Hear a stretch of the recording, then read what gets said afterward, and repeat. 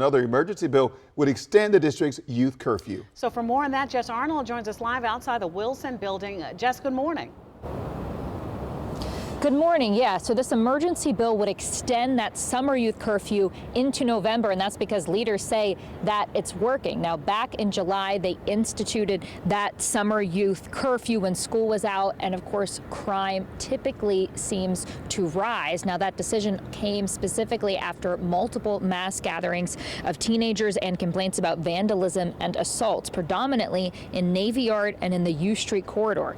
The new emergency legislation would continue the universal 11 p.m. to 6 a.m. curfew every day, but would also now apply to anyone 17 and younger, which is a change from the summer when it was anyone younger than 17. It did not include 17-year-olds until this legislation. It would also allow D.C. police to continue extended curfew zones in what they consider to be problem areas.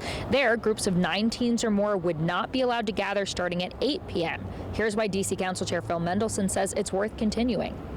The curfew is also meant to be a deterrent. So the interesting thing, as a little bit of hesitation, but I'm pretty sure I'm correct in this, that the number of arrests, juvenile arrests for curfew violations was 0, but compliance was significant. And that's really what we want, is we don't want to be arresting kids, but we do want to make sure we don't have these crowds.